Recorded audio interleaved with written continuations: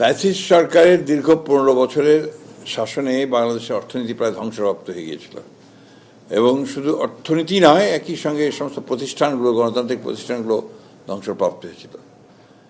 মাঝখানে interim government তারাও ঠিক সেইভাবে দেশকে, যেটাকে আমরা বলি যে একটা ট্র্যাকের মধ্যে ফিরিয়ে নিয়ে আসা, সেটাতে তারা ব্যর্থ হয়েছে। কালার এক্সপার্ট ডার্ক স্যাপ এবং মাইল্ড অন হ্যান্ডস টেকনোলজি সমৃদ্ধ অরিক্স অ্যাডভান্স ডিটারজেন্ট পাউডার আপনার লন্ড্রি এক্সপার্ট, যার ফলে সমস্ত একটা ভঙ্গুর অর্থনীতি, একটা অলমোস্ট একটা অগোছালো অ্যাডমিনিস্ট্রেশন, প্রশাসন এবং অর্থনীতির চরম দুরবস্থার মধ্যে দিয়ে কিন্তু বিএনপি সরকার গঠন করেছে এবং দায়িত্ব এসে পড়েছে বিএনপি সরকার উপরে। সেই ধারাবাহিকতায় বিএনপি আজকে আমাদের অর্থমন্ত্রী আমির খসরু সাহেব তিনি বাজেট পেশ করেছেন। এই বাজেটটাতে প্রতিফলিত হয়েছে যে সরকার কতটা আন্তরিক, দেশের অর্থনীতিকে তারা পুনর্বাসন করতে চায় এবং একই সঙ্গে একটা গতি ফিরিয়ে আনতে চায়। এর সবচেয়ে বড় দিক হচ্ছে, যেটা আমার কাছে মনে হয়েছে, যে সম্পূর্ণ একটা ক্রিয়েটিভ বাজেট বলবো আমি এটাকে। এর মধ্যে অনেক কতগুলো পদক্ষেপ নেওয়া হয়েছে যে পদক্ষেপগুলো আমরা কোথাও কেউ চিন্তাও করতে পারে না। যেমন এখানে যে ফ্যামিলি কার্ড যেটা করা হয়েছে, এটা ফ্যামিলি কার্ডটা একটা বিশাল ব্যাপার এবং সেটা আগামী অর্থ বছরে প্রায় 41 লক্ষ মহিলার পরিবার প্রধান মহিলার হাতে এটাকে কার্ডটাকে তুলে দেওয়া হবে। সেখানে প্রায় ফ্যামিলি কার্ডে খরচ হবে, আমি আপনাদেরকে এক্স্যাক্টলি বলি যে তাতে কতটা ব্যয় হবে। 41 লক্ষ পরিবারকে দেওয়া হবে 2,500 টাকা করে এবং এখানে 1,44,338 কোটি টাকা বরাদ্দ করা হয়েছে। এটা আগামী বছর, এরপর এটা বাড়তে থাকবে এবং একটা সময় আসবে যখন পুরোটাই কাভার করা হবে। ঠিক একইভাবে কৃষক কার্ড করা হয়েছে, আপনারা জানেন 2,500 টাকা করে কর দেওয়া হবে। মসজিদ ও অন্যান্য উপাসনালয়গুলোতে 2,55,666 জনকে প্রতি মাসে সম্মানী প্রদান করা হবে এবং আপনারা জানেন যে সবই খাল খনন কর্মসূচির মধ্য দিয়ে একটা কৃষিতে সেচের ব্যবস্থা, আপনার পানি সংরক্ষণের ব্যবস্থা, একই সঙ্গে মৎস্য চাষ বা এই ধরনের বিষয়গুলোকে আবার উৎসাহিত করা হয়েছে।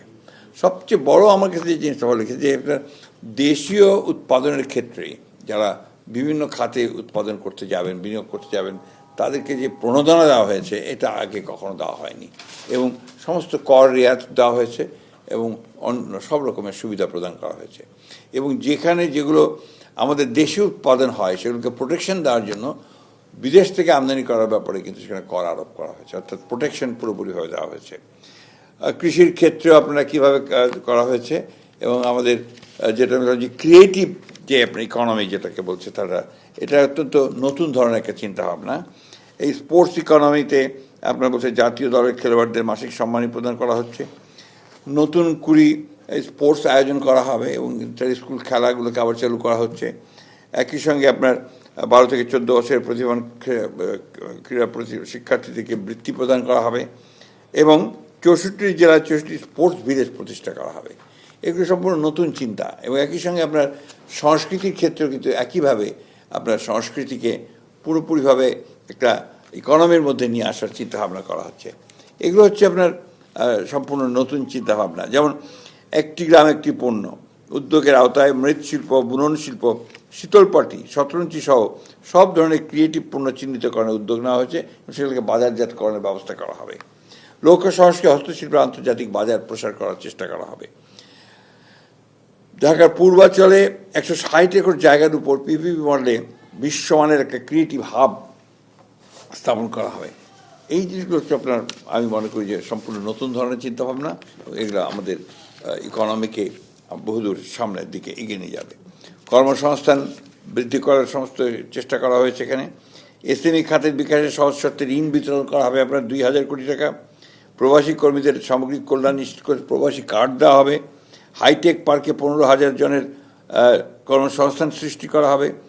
গ্রামীণ সড়ক সংরক্ষণে 400 কোটি টাকা, 35,000 নারীর কর্মসংস্থান সৃষ্টি হবে, যে রাস্তাগুলোকে আপনার কেটে ড্রেসিং করে গ্রামীণ, যেটা আপনার আমাদের এলজিইডি এবং অন্যান্য ডিপার্টমেন্টগুলো করে। এইভাবে আপনার প্রায় প্রতিটি ক্ষেত্রে দেখবেন যেখানে কর্মসংস্থান বৃদ্ধি, উৎপাদন বৃদ্ধি এবং আপনার বিনিয়োগ বৃদ্ধির ব্যাপারটা এখানে প্রধান হয়ে দাঁড়িয়েছে এবং বিনিয়োগ আকর্ষণ করার জন্য সব রকমের ছাড় দেওয়া হয়েছে। যে আইনগুলো করা হয়েছে তাতে করে আপনার যারা বিদেশ থেকে বিনিয়োগ করতে আসবেন তারাও উপকৃত হবেন, যারা দেশে বিনিয়োগ করবেন তারাও উপকৃত হবেন। শিক্ষা খাতে এখানে আগে ছিল আপনার জিডিপির 1.39%, সেটাকে বৃদ্ধি করে 2% উন্নীত করা হয়েছে। স্বাস্থ্য খাতে আগে ছিল 0.58, সেটাকে এখন 1.01-এ উন্নীত করা হয়েছে এবং ব্যাপক পরিবর্তন আপনার স্বাস্থ্য খাতে নিয়ে আসা হচ্ছে। এই বিষয়গুলো কিন্তু অর্থনীতিকে অত্যন্ত দ্রুততার সঙ্গে একে আপনার সচল করবে এবং আমরা আশা করি যে খুব দ্রুত বাংলাদেশের অর্থনীতি আবার ঘুরে দাঁড়াবে।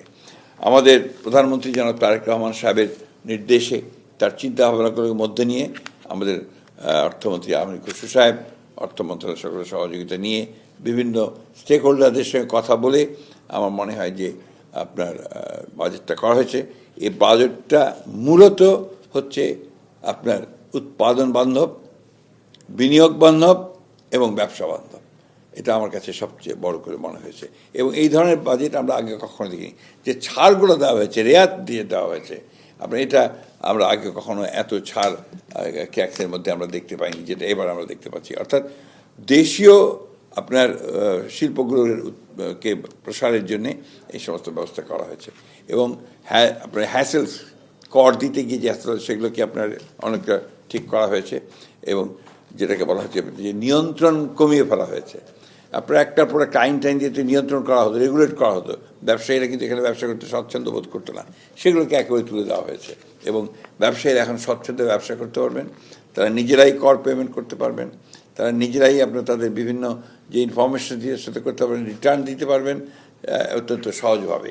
এগুলি আমার কাছে হচ্ছে এই বাজেটে সবচেয়ে বেশি আপনার হাইলাইট করা হয়েছে।